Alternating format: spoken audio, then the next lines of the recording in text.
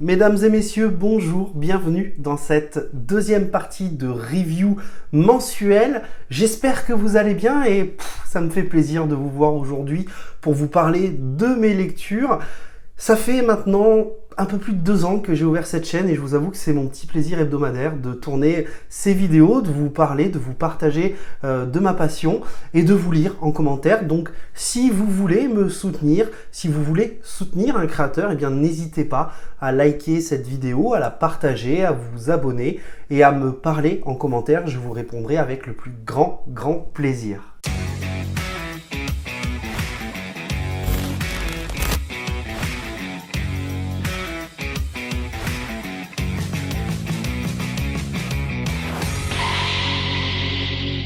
Alors pour cette deuxième partie de review, je vous avoue que j'ai rien préparé, donc on va y aller avec le cœur.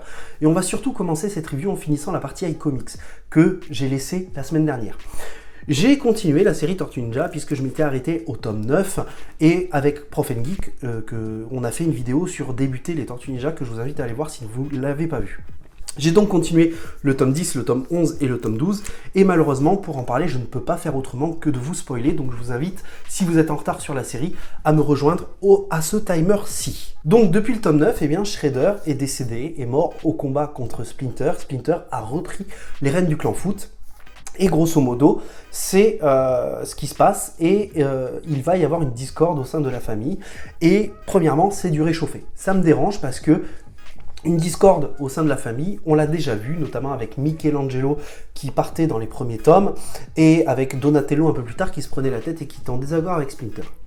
Deuxième chose qui me dérange dans ces 3 tomes, c'est que le rythme est relativement lent, on est sur un moment de flottement, un ventre mou, où il ne se passe pas grand chose. C'est-à-dire que Shredder a disparu, ok, très bien, on nous insère de nouveaux ennemis, mais qui n'ont absolument pas le charisme de Shredder, et on sent que la sorcière Kitsune prépare un plan. D'ailleurs, elle réussit à s'échapper, un petit spoiler, et on apprend notamment que le roi des rats et son frère, a priori, Kitsune, qui sont donc des divinités. Mais grosso modo, ce qui me dérange, c'est que dans ces 3 tomes, qui ont un rythme relativement lent, on ne sent pas qu'il va se passer quelque chose derrière. On ne sent rien en réalité. Donc je suis un peu déçu par rapport à ça parce que j'avais déjà notamment comparé les Tortues Ninja du Shonen Neketsu avec cette espèce de récurrence base, mission. Vous savez, quand ils rentrent à la base, c'est souvent que soit ils ont réussi leur mission, soit ils ont besoin d'entraînement, soit ils sont blessés, ils doivent se reposer. Mais là, le souci étant, c'est que, il se passe pas grand chose en réalité. Et ça me dérange. Ça me dérange parce que je n'arrive pas à palper qu'il va se passer quelque chose derrière. Par exemple, sur le tome 8 et sur le tome 9, qui sont une guerre contre le clan Foot, avant, on a eu 2 tomes de préparation, mais pendant ces 2 tomes, on avait une espèce de montée en tension qui se faisait et on sentait que ça allait péter. Mais là, finalement, pas grand-chose. Et du coup, ça me dérange. Et puis, ce qui me dérange, c'est forcément que sur le tome 10, nous n'avons pas Matteo Santoluco. Encore une fois, alors il arrive sur le tome 11 et sur le tome 12, mais personne n'égale Matteo Santoluco sur la série régulière. Il y a juste en dessous de lui, je pense, Sophie Campbell en termes de dessin, qui est meilleure que le reste. Mais là, c'est ni l'un ni l'autre pour le tome 10. Ça m'a dérangé. Alors, les dessins ne sont pas aussi mauvais que le tome 1, bien évidemment. Mais c'était un petit peu pénible quand même. Et puis après, il revient sur le tome 11 et le tome 12. Donc, voilà. Donc, relativement déçu de cette espèce de rythme lent, de ce ventre mou sur ces 3 tomes-là. Surtout que, comme j'ai tendance à le comparer à du Shonen Neketsu, autant quand on a un rythme un peu lent, un récit, un moment de flottement dans du manga, ça passe parce qu'on se dit, bon, c'est 2-3 tomes à 7-8 euros, ça passe. Mais sur du comics à 15,90 €, ça me dérange beaucoup plus. On va continuer du côté de chez Delcourt cette fois. Delcourt, chez qui je me suis procuré 2 tomes. C'est pas souvent que j'achète du Delcourt en réalité, et pourtant, ils font d'excellents comics avec d'excellents scénarios. Et le premier tome, c'est King Spawn. Ça fait un moment que je reluque du côté de Spawn pour me relancer dans cet univers. Je dis bien relancer parce que j'ai lu, il y a des années déjà, quand ça sortait en souple en France, alors c'était il y a très longtemps, du Spawn. Et j'ai toujours guetté un moment, un point d'entrée pour y entrer. Je vous avoue que je suis absolument pas prêt à m'investir en termes de temps, en termes d'argent et en termes de place dans une série Spawn, dans la série Spawn actuelle, parce que ça correspond à trop de tomes, ça correspond à trop d'argent et ça correspond à trop de temps de lecture, et j'ai malheureusement pas tout ce temps-là pour une seule série. Et comme beaucoup d'entre vous, j'ai vu notamment que King Spawn était accessible. Alors je ne l'ai pas vu de la part des lecteurs, je l'ai vu de la part des libraires. Sachez, messieurs les libraires, si vous me regardez, que dire que King Spawn est accessible, c'est juste du marketing mensonger et je trouve ça absolument honteux. Voilà. Donc, sachez que j'ai pas passé un mauvais moment sur King Spawn. J'ai plus ou moins compris ce que je lisais, c'est-à-dire qu'on nous vend une guerre entre les anges et les démons qui veulent notamment couronner Spawn en tant que roi. Maintenant, il faut savoir que je n'ai pas les tenants et les aboutissants de pourquoi on en est arrivé là. Donc déjà, premièrement, ça m'a dérangé dans la lecture. Je n'ai pas compris tout ce que j'ai lu non plus. Et puis, il y a beaucoup de renvois. Il y a des renvois à Spawn, il y a des renvois à Spawn Résurrection, si je dis pas de bêtises. Et puis, il y a beaucoup de personnages que je connais pas. J'ai vu qu'il y avait plusieurs Spawn. Spawn Gunslinger, il y avait une nana Spawn, enfin, il y avait plusieurs Spawn avec des pouvoirs différents. Et je vous avoue qu'en termes de lecture, j'ai été complètement perdu. Grosso modo, le récit, c'est du Spawn et c'est ce qu'on veut voir, c'est ce qu'on attend en fait. C'est-à-dire que c'est violent, c'est sombre, ça nous parle de vengeance, ça nous parle de plein de choses intéressantes. Et puis les dessins sont absolument superbes. On a des traits fins, précis, nets. On a des dessins relativement sombres. On a des cadavres. C'est dark. On a un côté très malsain avec certains antagonistes. Moi j'ai beaucoup aimé ce que j'ai lu. Malheureusement je ne peux pas continuer King Spawn en fait, ce n'est pas un point d'entrée correct pour un lecteur. Donc s'il vous plaît, ne pensez pas que King Spawn est un point d'entrée parce que vous serez relativement déçus. On passe cette fois sur du Radiant Black. Radiant Black, j'en ai parlé notamment sur un live chez Néophyte. Radiant Black qui nous raconte l'histoire de Nathan, qui est un trentenaire, un auteur, qui a le syndrome de la page blanche, qui est complètement fauché financièrement et qui doit retourner chez ses parents. Et Nathan, au détour d'une soirée avec un ami, eh bien, va trouver le Radiant, un espèce de mini trou noir qui va lui conférer des pouvoirs qu'il va très vite maîtriser. C'est un récit qui a un rythme relativement rapide, honnêtement, puisque ce que je viens de vous résumer, grosso modo, se fait en 10 pages. Mais il y a beaucoup de choses que j'aime dans ce récit. La première chose que j'aime dans ce récit, c'est que le rythme relativement rapide est quand même contrebalancé par la mentalité de Nathan, qui est un adulte de 30 ans, et qui réfléchit à ce qu'il a fait, qui réfléchit à ses erreurs, qui réfléchit s'il est légitime ou non de porter le costume, s'il est légitime ou non de venir en aide, qui doit se recentrer sur lui-même parce qu'il reste malgré tout un homme avant d'être un super-héros, et un auteur qui doit s'en sortir financièrement et ne peut pas forcément compter que sur ses parents. Donc j'aime toute cette partie-là. J'aime notamment les thématiques qui sont abordées dans ce récit, qui sont la guerre, qui sont la place des réseaux sociaux dans notre société. Nathan qui, notamment en tant que super-héros, va se servir des réseaux sociaux. J'ai trouvé ça intelligemment amené. Et puis, j'ai aimé les dessins, encore une fois, très sympa. Encore une fois, on a des traits qui sont précis, nets, c'est dynamique. Le seul point négatif que je pourrais reprocher au dessin, c'est que j'aurais aimé que ce soit un peu plus, qu'on ait des couleurs un peu plus flashy, un peu plus pétantes. Je pense que ce serait totalement raccord avec ce genre de récit, ce genre de couleurs, et c'est dommage. Du coup, j'ai trouvé que les couleurs étaient un peu trop ternes à mon goût. Voilà, j'aurais aimé que ce soit un peu plus rouge quand ça doit être rouge, un peu plus bleu quand ça doit être bleu, comparablement à la limite de presque de Power Ranger en fait, tout simplement. Donc un très bon récit, Radiant Black, moi j'ai beaucoup aimé. On sent qu'il y a un univers qui est en train de se mettre en place, un gros univers. Seul point négatif à mon sens, en tout cas c'est pas un point négatif, c'est plutôt une appréhension je dirais, c'est que j'ai très peur qu'on ait des spin-offs sur spin-off et que l'univers s'étende trop et se perde. C'est vraiment la seule appréhension que j'ai pour ce récit. Donc c'est pas un récit qui va révolutionner le super-héros, très clairement, mais c'est un récit agréable à lire et j'ai beaucoup aimé voilà, ce côté un peu plus adulte du récit de super-héros, un peu moins teenage.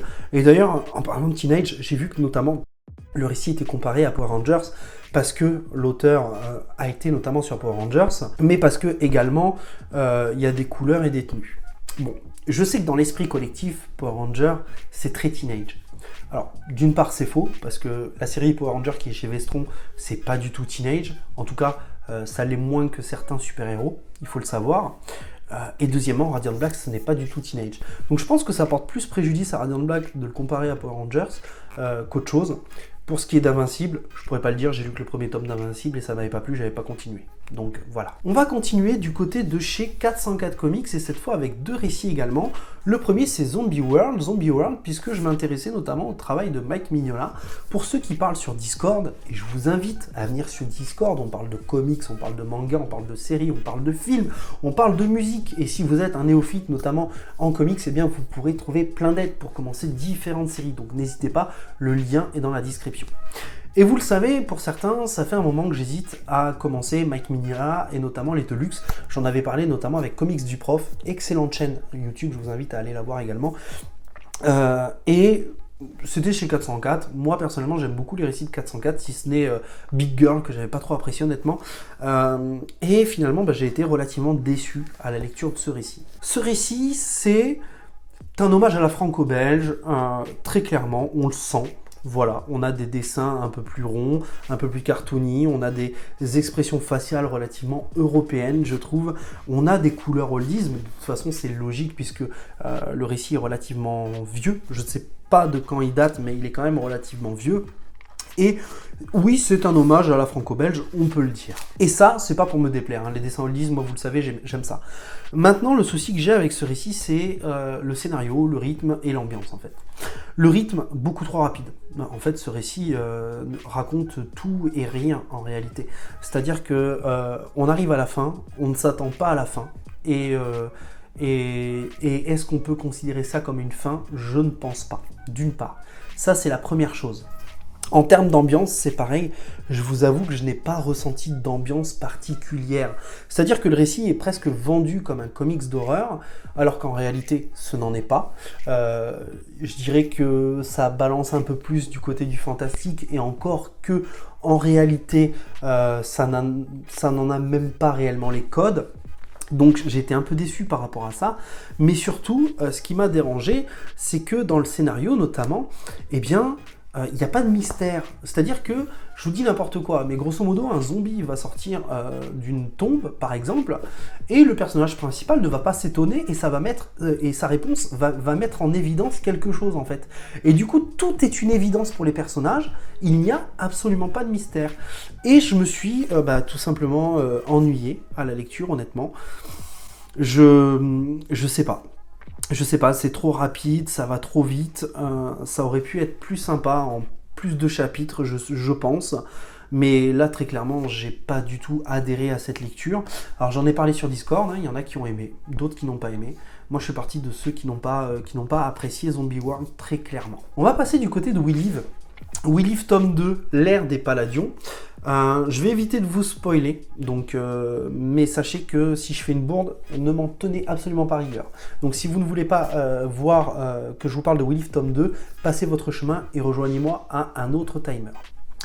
Donc We Live tome 2 qui pour moi malheureusement a été une véritable douche froide également, parce que, eh bien, j'ai perdu presque tout ce que j'aimais dans le premier tome.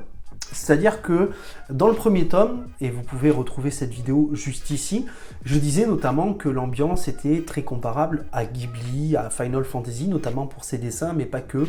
Il y avait la relation de Tala et d'Ototo qui me plaisait énormément. On abordait beaucoup les thèmes de la famille, de la fraternité, de la protection entre frères et sœurs. On nous parlait également de thématiques environnementales, de la responsabilité de l'homme dans les catastrophes environnementales, etc. Et tout ça, ça me parlait fortement. On avait également quelque chose que Professeur Fox avait souligné dans sa vidéo, c'est qu'on avait un petit côté survival avec un petit côté Resident Evil, et c'est pas totalement faux non plus. Mais dans ce récit, qui se situe 6 ans plus tard, eh bien, on n'a plus tout ça, en fait. On se retrouve dans un récit qui nous parle beaucoup de choses sombres, de désespoir, que finalement, rien n'a changé suite à l'arrivée des Palladions. Je vous dis pas ce que c'est, pour ne pas vous spoiler. Mais grosso modo, tout ce que j'aimais, eh bien, on l'a perdu. C'est-à-dire que déjà, en termes de référence, on n'est plus trop sur du Ghibli, sur du Final Fantasy, sur ce genre de récit. On est plutôt sur de l'attaque du Titan, du Mecha, du Kaiju, voilà, du Evangelion, why not? On pourrait comparer ça. La thématique familiale, je ne l'ai pas retrouvée. La relation qui me touchait de Ototo et de Tala, je ne l'ai pas retrouvée finalement. Alors on pourrait presque se dire que c'est normal, parce que ça se passe 6 ans plus tard. Ototo a des responsabilités de son côté, Tala a des responsabilités de son côté, mais ils restent frères et sœurs, ils continuent à se parler, il n'y a pas de conflit entre les deux. Et pourquoi tout ça s'est perdu en fait? Je trouve ça dommage. Et puis, il y a un gros problème de rythme en fait sur ce scénario, c'est-à-dire que j'ai l'impression que le scénario a tendance à vouloir nous raconter des choses, sauf qu'il le fait que sur 5 chapitres. Et il en aurait peut-être fallu un ou deux de plus en fait finalement. Parce que ce qui m'a dérangé principalement là-dedans, c'est que c'est très verbeux, très pompeux. On parle beaucoup. Il y a beaucoup d'informations, des informations qui m'ont parfois fait décrocher, des informations que j'ai pas toujours trouvées nécessaires, notamment certains textes à droite à gauche, quand voilà, suppresseur principal endommagé, erreur critique 104, pulsation cardiaque. Ouais, et ça, il y en a 2 cases, 3 cases, 4 cases sur cette page. Ouais, ça m'a un peu paumé ces textes-là. Et puis, tout simplement, j'ai l'impression que la direction que prend l'histoire de We Live, qui se situe en 7 tomes, je vous le rappelle, eh bien, c'est pas la direction que j'aurais aimé, même si cette direction m'avait surpris, finalement, à la fin du tome 1. Mais ouais, c'est pas la direction que j'aurais pris, personnellement. Maintenant, je suis pas auteur, et j'avais envie de faire confiance aux auteurs. Mais ouais, ça m'a dérangé, et je suis relativement déçu. Alors, autant sur les dessins, il n'y a rien qui change. En réalité, les dessins sont toujours aussi beaux. On a toujours des belles couleurs. On a des pages aujourd'hui beaucoup plus dynamiques qu'on avait dans le tome 1, notamment parce qu'il y a beaucoup plus d'action. Et on sent le désespoir. On sent que c'est une ère relativement sombre. Mais ouais, c'est pas forcément ce que j'attendais, et je suis un peu déçu en réalité. Donc je vais continuer avec le tome 3. Mais si le tome 3 ne me plaît pas, je pense que je m'arrêterai là pour We Live, et l'aventure s'arrêtera là pour moi. Ouais. On va continuer avec un tome que je n'ai pas physiquement, mais numériquement, parce que j'émettais beaucoup de réserves à lire ce récit. J'en entendais parler partout, et finalement, il s'est révélé que ce tome a été une lecture absolument incroyable. Il s'agit de Hawkeye, au label 619, un récit qui nous raconte l'histoire de George, un jeune Amérindien, un jeune Lakota, qui a été recueilli par un prêtre qui ne connaît pas ses parents, qui vit dans une réserve pour Indiens, et qui va croiser le chemin de Little Knife et de ses 2 amis, qui vont l'embarquer dans une aventure absolument extraordinaire. Il faut comprendre que ce récit est une claque à tous les niveaux pour moi. C'est un récit très poétique, c'est un récit qui m'a touché pour plein de choses.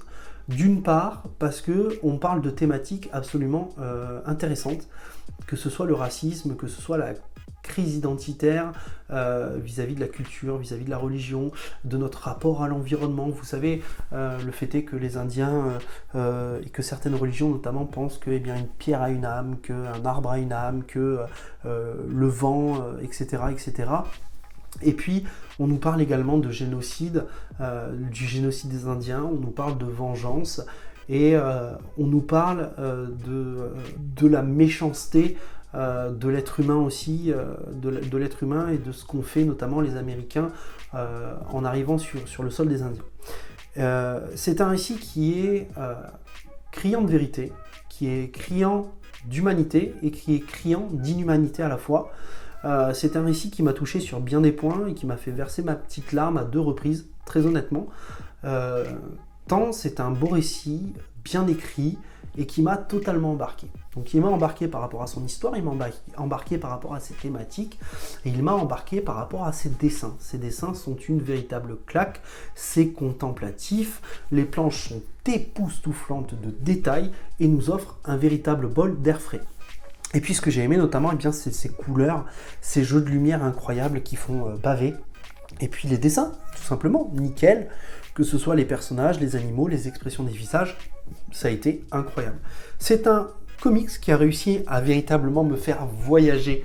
Pendant un temps, eh bien, je me suis pris pour presque un cow-boy. Enfin, je me suis senti comme George ou comme Little Knife en réalité, avec un brin d'herbe dans la bouche, à vivre en pleine nature, à sentir le vent sur mes joues, à boire du whisky, à fumer du tabac sur un cheval. Enfin voilà, c'était incroyable.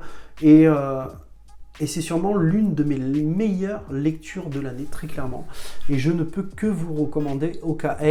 Et si vous êtes sensible, comme je le suis, en tout cas comme je l'ai été à cette histoire, voilà, sachez que ce sera un comics relativement puissant pour vous.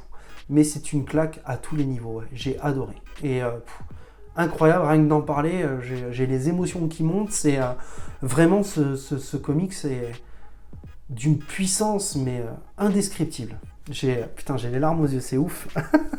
On va continuer du côté de chez Urban avec Refrigerator Full of Head, un récit qui est censé être la suite de Basket Full of Head, un récit qu'on avait beaucoup aimé avec Mills, à tel point qu'on vous en a fait une vidéo en duo, et je vous invite à aller la voir parce qu'elle est très très cool et très très fun cette vidéo. Ce récit, j'ai dit bien, est censé être une suite à Basket Full of Head, parce que ça se passe un an plus tard, Basket Full of Head, on y retrouve la hache de Basket Full of Head, cette hache magique, et on se retrouve encore une fois sur Brody Island. Mais c'est à peu près tout ce qui fait lien entre les deux tomes.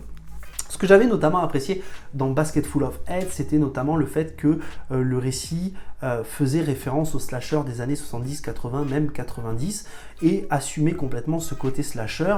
On avait des dessins franco-belges avec des couleurs qui étaient cohérentes avec notamment l'ambiance. Et finalement, je n'ai pas retrouvé tout ça dans ce récit, que ce soit les dessins, que ce soit les couleurs, ou que ce soit le fait que cette histoire s'assume en tant que référence au slasher. Et j'irai même plus loin, c'est-à-dire que le scénario est aussi fin que du papier à cigarette, n'apporte rien de plus à Basket Full of Head, et qui plus est, les personnages sont relativement violents et relativement vulgaires pour pas grand-chose finalement. Et bah, ça m'a totalement fait décrocher de ma lecture en fait. Donc oui, il y a des moments un petit peu fun, des moments un petit peu drôles, des moments sympas. J'avais posté notamment cette critique sur Instagram. Certains m'ont dit qu'ils avaient aimé ce côté encore plus assumé du récit. Moi au contraire, ça m'a totalement fait décrocher. Donc je ne vous recommande pas ce récit. En tout cas à mon sens, ce n'est pas un bon récit, ce n'est pas une bonne suite pour ceux qui auraient aimé Basket Full of Head. Maintenant, si vous voulez tenter votre chance, n'hésitez pas. Mais moi, c'est pas mon kiff. Et on va finir du côté de chez Black River qui m'a envoyé 2 comics. Le premier étant Far Cry, le rite initiatique. Alors pour être tout à fait honnête avec vous, s'il ne me l'avait pas envoyé, je ne l'aurais pas acheté. Très clairement, on va pas se mentir. Far Cry qui nous raconte l'histoire de Diego, un jeune de 13 ans qui devient finalement adulte et qui va vivre en fait un espèce de rite initiatique avec son père qui va lui raconter 3 histoires qui ont toutes le même but finalement, voir s'il est capable de supporter ou non la pression qu'il a sur ses épaules, voir quel côté il va choisir, si c'est plutôt le côté familial ou l'argent, si c'est plutôt le pouvoir, si il est prêt ou non à supporter tout ce qu'il a à supporter. Et ben bizarrement, j'ai plutôt bien aimé ce récit en réalité. Donc, alors clairement, je vous le dis, je l'aurais pas acheté si j'avais dû l'acheter. Maintenant, c'était une petite histoire relativement agréable. J'ai trouvé que les thématiques étaient plutôt intéressantes en réalité. Maintenant, pour être tout à fait honnête avec vous, je suis pas du tout fan des dessins, premièrement. Je trouve qu'il y a un gros problème au niveau des ombrages, typiquement. Je trouve qu'il y a des ombrages comme ceci par exemple, qui ne vont pas du tout. Je trouve que c'est... Enfin, je sais pas. Ça amène rien de plus, je trouve. Deuxièmement, même reproche en fait qu'à Assassin's Creed que j'avais fait il y a quelques mois en vidéo, c'est-à-dire que oui, il y a des références puisque j'ai reconnu des PNJ de Far Cry puisque je joue à Far Cry. Maintenant, ça n'apporte rien de plus en réalité aux joueurs, aux fans assidus de la série Far Cry, tout simplement. Et on va finir cette vidéo avec A Walk Through Hell, une promenade en enfer, tome 1, qui nous raconte l'histoire des agents Shaw et McGregor qui vont se rendre ni plus ni moins dans un entrepôt puisque des agents ont disparu. Bon, je me suis pas procuré le tome 2, c'est pas pour rien, très clairement. Je n'ai pas accroché à ce titre, non pas que je n'ai pas aimé, mais j'ai juste pas accroché et je ne suis absolument pas le public de ce titre-là. C'est un titre qui encore une fois a été vendu comme un titre horrifique, sauf que bah pour moi ça ne l'est pas forcément. Voilà, on est plutôt sur du thriller psychologique, voilà, avec effectivement une ambiance un peu angoissante, mais de là à dire que c'est horrifique, ça ne l'est pas.